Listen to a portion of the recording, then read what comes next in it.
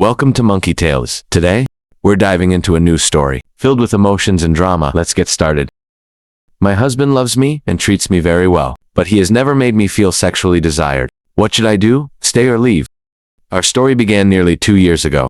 We have been married nearly 1 year, and dated for 1 year prior to that, although it sometimes feels both shorter and longer because of how strangely emotions can affect our sense of time. We met through friends, when neither of us was looking for love. He was a devout Catholic, while I didn't follow any religion.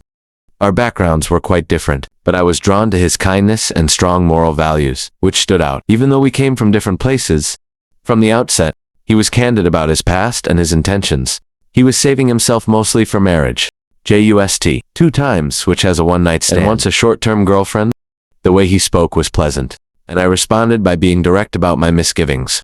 As we were both in our early 30s, I thought I could be tough to interact with someone so inexperienced and constrained by religious views on sexuality. I told him straight out that I don't trust religious people who have never had sex. Despite these differences, or perhaps because of them, we found ourselves drawn into a deeper relationship. Before long, we faced a physical dimension of our growing attachment. He agreed to engage sexually before marriage, understanding my need to ensure that we had both physical and emotional chemistry. However, when we finally became intimate, the experience was underwhelming. It felt mechanical, devoid of the passion I had hoped would ignite between us. I addressed this lack of chemistry frankly, expressing my fear that his desire might not solely be curbed by religious beliefs, but perhaps also questioning his true sexual orientation or deeper preferences. I didn't care about how inexperienced he was.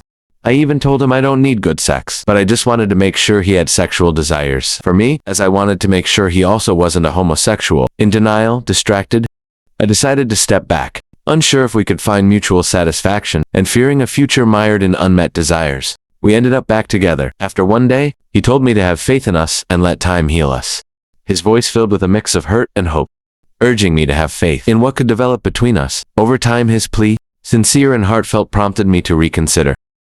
And so we resumed our relationship, stepping into a marriage that promised to grow from zero. Nearly 2 years later, the initial concerns I harbored about our sexual compatibility seemed to solidify into tangible issues. Our encounters were infrequent, roughly once every few weeks, and still lacked the spontaneity and passion I craved. Each experience felt scripted and strained, as if you were performing a duty, rather than engaging in an act of love, with the exception of one time. He was affectionate in other ways as well, such as with massages, tender touches, and thoughtful gestures. But these never developed into closer relationships. I have no doubt that he loves me, and his tenderness comes through in everything he does, but there's still a chasm between us, full of unspoken words and unmet expectations. Moreover, it was harder for me to keep my wounds and fears contained when he admitted that he had just once recently engaged in masturbation with his ex-girlfriend. That in itself is not only the simple act of possessing sexual desire, but also implies that his soul and interests are not directed towards me. This thought tormented my self-worth and made me feel even more depressed, making me wonder how long our love would last. Every conversation regarding our intimacy, or lack thereof, appeared to center on his argument that he acted that way because my first rejection had wounded him and made him cautious.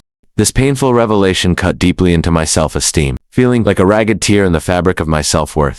I painted my days with heavier shades of blues, casting a melancholic hue on my everyday life. It made me question the durability of our love and the stability of our relationship, pushing me to ask myself, just how much longer will our love sustain? It seems like he is using your initial rejection as a defense mechanism to justify his lack of intimacy. This could be because he consciously or subconsciously fears suffering that same rejection again. As such, he might be pulling away and avoiding being vulnerable in order to protect himself from potential emotional pain. Blaming me also conveniently removes his own responsibility for the current state of my relationship. However, it's important to understand that this is only one interpretation, and the true reasoning can only be confirmed by him. But how long could one hold on to such an injury? It had been nearly 2 years. Surely time enough for healing, particularly with someone committed to standing by your side. Yet here we were stagnant. With me feeling increasingly rejected in sex, and him cloaked in his enduring hurt, this persistent state of has left me feeling betrayed, not by infidelity or deceit, but by unmet expectations and unresolved issues that eat away at the fabric of our marriage.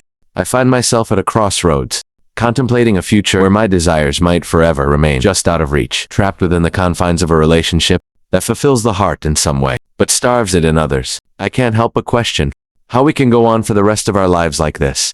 I feel so betrayed. Has anyone been through something similar? And if so, how did you manage? I wondered. If they managed to rekindle their old passions, or if they also settled for a relationship filled with emotional comfort, but lacking physical chemistry. Like us, how could we go on for years like this? This question overshadowed our shared moments of joy and love for each other. Update: after reading all comments below my post, I realized that effective communication is critical in resolving these types of issues. Perhaps I should consider having a candid conversation with him about my feelings and concerns.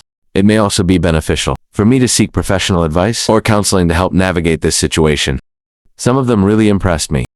I came across advice that really changed how I handle tough conversations, making them more manageable and constructive.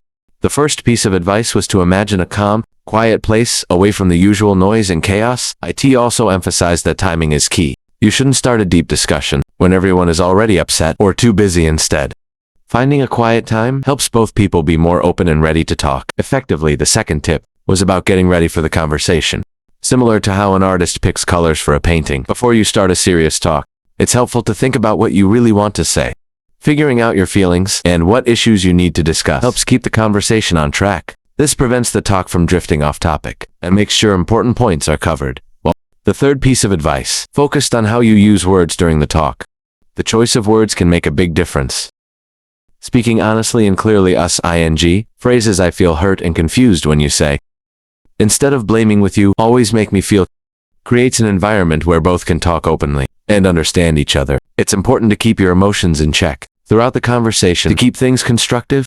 Lastly, after sharing feelings and concerns, the discussion should move towards finding solutions. This part is like brainstorming together, where both people work to find answers that work for everyone. This shifts the conversation from just arguing to actually working together to solve problems. Thinking back on this advice, I realize how much it has helped, not just in solving issues, but in building stronger relationships through respectful and understanding communication. This advice didn't just impress me. It gave me valuable skills for both personal and professional interactions.